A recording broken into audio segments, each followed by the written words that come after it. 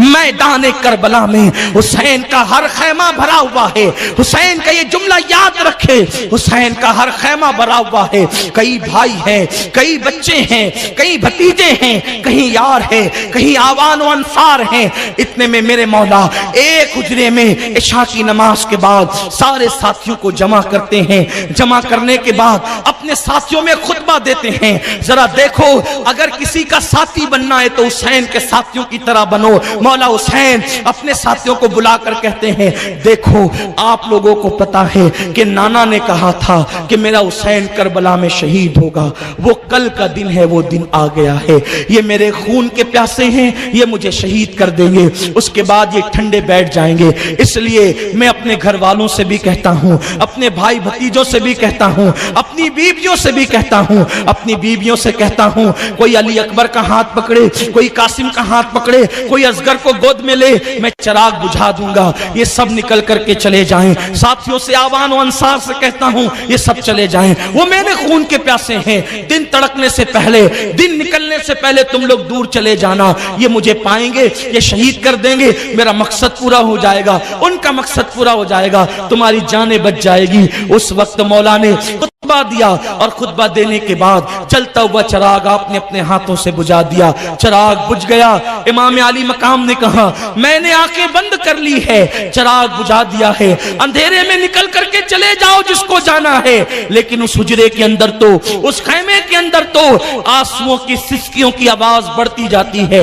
बहुत देर गुजर गई, उसके बाद मेरे इमाम ने चिराग रोशन किया। जब चिराग रोशन हुआ तो देखा कि जितने थे उतने बैठे रहे। उसके बाद हजरते मुस्लिम इब्ने औसजा ने कहा, हुसैन हमें आपने ये समझा कि हम आपको छोड़कर चले जाएंगे। खुदा की इज्जत की कसम, अगर आपको छोड़कर जाएंगे तो मैदान महशर में शफाअत की भीख किससे मांगेंगे। हजरत अब्बास ने कहा, मौला हुसैन क्या तुमने हमें वफादार न समझा जो आप जाने की बात करते हैं? आपको छोड़कर जाएंगे, फातिमातुज़ ज़हरा को क्या मुंह दिखाएंगे? क़यामत में फातिमा कहेगी, मेरे लगते जिगर को छोड़कर तुम भाग गए थे, हम क्या मुंह दिखाएंगे? ये नहीं हो सकता हुसैन, हम आपको छोड़कर नहीं जाएंगे, बल्कि खुदा की कसम हमारे जिस्म में खून का एक कतरा होगा, उस वक्त तक हम आपको मैदान करबला में भी नहीं जाने देंगे। बीवियों ने कहा, हुसैन हम उजड़ता हुआ सुहाग देखेंगे, हमारे हाथों में हथकड़ियां, आप कहते हैं ना कि आपके बाद हाथों में हथकड़ियां होगी, हम बर्दाश्त करेंगे, इसलिए कि जिसके साथ फूलों की सहज पर जिंदगी गुजारी है, उसकी मोहब्बत में कांटों की राह भी हम चलने का हौसला रखते हैं। मौला हुसैन ने सबको दुआ दी और फरमाया, सब अपने अपने हुजरे में जाओ और इबादत करो, तिलावत करो। आज की रात गोया के 1377 साल पहले मैदान करबला में एक सुनी सुनी सी रात थी। दो लश्कर थे, एक तरफ 72 थे, दूसरी तरफ 22,000 और फुरात के किनारे पर फुरात मौजे मार रहा था। उस वक्त सिर्फ फुरात की शरीर आवाजें थी। लेकिन अगर आज कोई करबला जाकर देखे, कल 22,000 जो कर्रो फर के साथ वहां पर नाच रहे थे, आज उनका नामो निशान नहीं। लेकिन आज के दिन कोई जाए करबला में, उसको यूं लगेगा जैसे गुंबदे खजरा की सारी बहारें यहीं पर बरस रही है, मक्के की सारी यहीं पे बरस रही है। अल्लाह अकबर। इस वक्त करबला का मंजर क्या होगा ये तो आप इंटरनेट पर भी देख सकते हैं। क्या वहां पर अल्लाह अकबर हुसैन के बहुत ज्यादा चाहने वालों की भीड़ होगी, ऐसा जमघटा कि तिल रखने को जगह नहीं। मेरे प्यारे आका अलैहिस्सलातु व तस्लीम के प्यारे दीवानों, लेकिन कहाँ गया वो शामी अल्लाह अकबर हाकिम कहाँ गया जिसे दुनिया यजीद कहती है? न आज उसका नाम, न उसकी औलाद का नाम। गोया के तारीख बता रही है, जो अल्लाह के लिए हक पर अपना सब कुछ लुटा देता है, अगर उसकी जिंदगी में कोई उसकी कदर करे न करे, लेकिन आने वाला दौर हक को जरूर पहचानता है, हक्कानियत को जरूर पहचानता है। अब अल्लाह सुबह तड़क रही है, सुबह का उजाला फैल रहा है और 10वीं मुहर्रम आती है, शबे आशूर गुजरती है और यौम आशूर का आगाज होता है। मौला हुसैन ने तयम्मुम किया, पूरे खैमे वालों ने तयम्मुम किया और उसके बाद करबला के अंदर अजान के लिए जिसे बहसियत मुअज्जिन मुकर्रर किया गया, वो हम शबी रसूल तस्वीर मुस्तफा अली अकबर था। मैदान करबला की सुबह अली अकबर की अजान अजान से हुई। अल्लाह अकबर, गोया इस अजान की बलाएं अजाने बिलाली ले रही हो। अल्लाह अकबर, बिलाल भी अजान पढ़ते थे, अर्श वाले जिसके मुश्ताक होते थे। लेकिन आज हम शबीए मुस्तफ़ा, हम शबीए रसूल, अल्लाह अकबर, करबला की धरती पर अजान दे रहा है और अकबर की अजान की आवाज से करबला की सुबह का आगाज होता है। सुबह होती है, इमाम अली मकाम नमाज फजर पढ़ाते हैं और उसके बाद फिर आप फौज को तरतीब देते हैं। इधर 72 तन है, उधर 22,000 है और उसके बाद मैदान करबला के अंदर जंग का आगाज होता है। लेकिन जंग के आगाज से पहले मौला हुसैन मैदान करबला में खड़े होकर इत्माम हुज्जत के लिए एक खुतबा इरशाद फरमाते हैं। वो खुतबा का इख्तिसार के साथ ये है कि लोगों ये बताओ, मैंने कोई चोरी की है, मैंने कोई डाका डाला है, मैंने किसी को नाहक कत्ल किया है, मैंने किसी पे जुल्म किया है, मैंने कोई गुनाह किया है, मैंने किसी को सताया है, मैंने किसी का दिल दुखाया है, बताओ मैंने किया क्या है? लोगों, क्या तुम्हें नहीं पता इस वक्त रूए जमीन पर क्या सबसे अफजल मैं नहीं?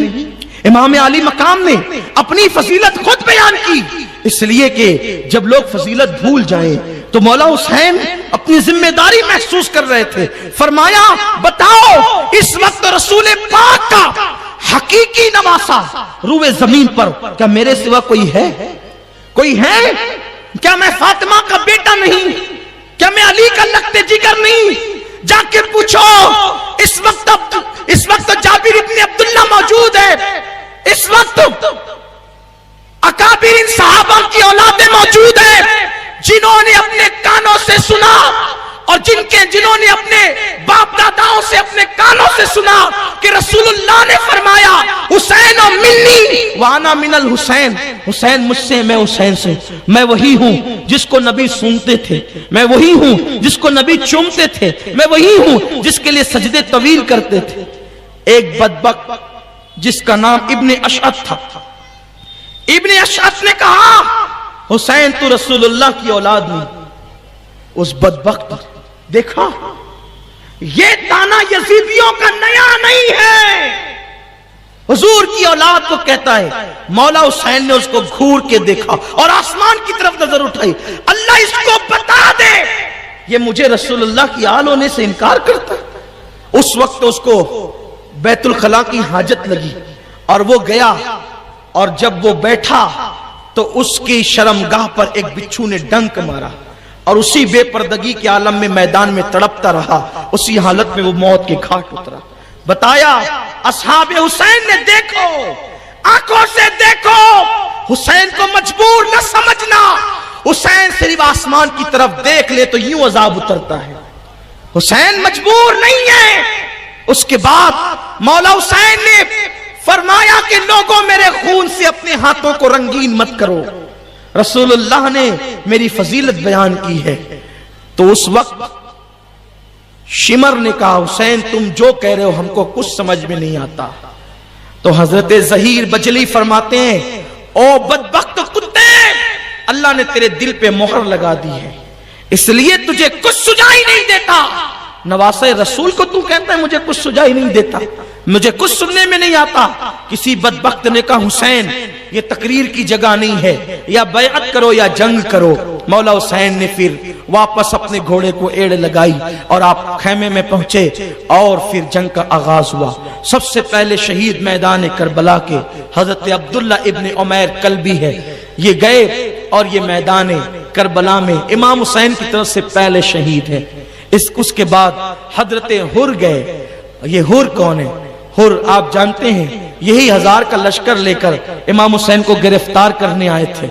लेकिन गिरफ्तार करने के लिए जब आए तो मौला हुसैन ने इनको गुस्से से कहा था, क्यों आया? उसने कहा था, मैं आपको गिरफ्तार करने आया हूं। आपने फरमाया था, तू मुझे गिरफ्तार करेगा, तेरी माँ तुझ पे रोए।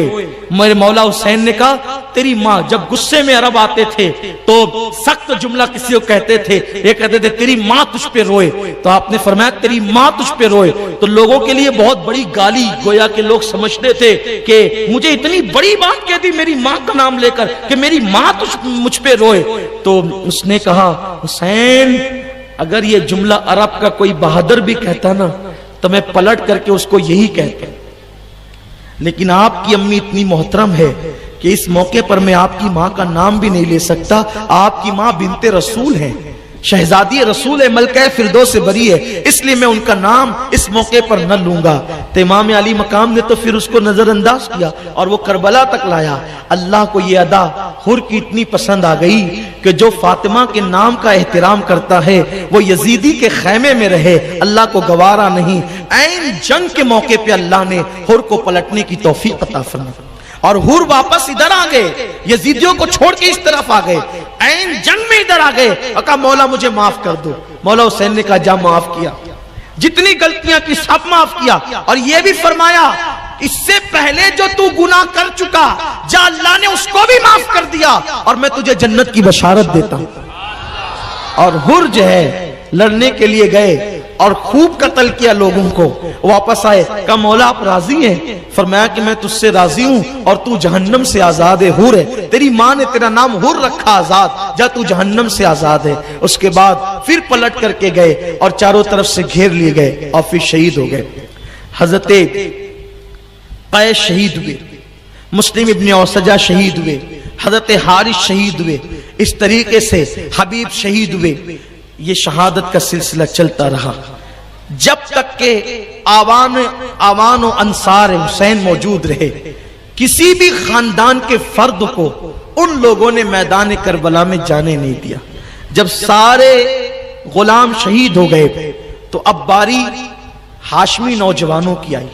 जो इमाम हुसैन के खानदान के लोग थे उनकी तादाद 32 बताई जाती है, 32, जिसमें से इमाम हसन के 4 बेटे, मौला अली के दूसरी बीवी के 4 बेटे, इस तरीके से हजरत अकील के 3 बेटे, इस तरीके से हजरत अब्दुल्ला इब्ने जाफर के 2 बेटे, इमाम हुसैन के 2 बेटे, ये जो शहीद हुए हैं, इस तरह से तादाद बनती है 32। तो जिस वक्त मैदान करबला में गुलाम शहीद हो गए तो खानदान के लोगों की बारी आई। सबसे पहले हजरत मुस्लिम इब्ने अकील के बेटे गए, वो लड़े, हजरत अकील के बेटे गए, वो लड़े, वो शहीद हो गए। मौला हुसैन देख रहे हैं, एक एक का लाशा उठाते ला ला करके रखते हैं। उसके बाद हजरत इमाम हसन के 3 बेटे गए, वो लड़े। उसके बाद मौला अली के दूसरे 4 बेटे गए, वो लड़े, वो भी सब शहीद हो गए।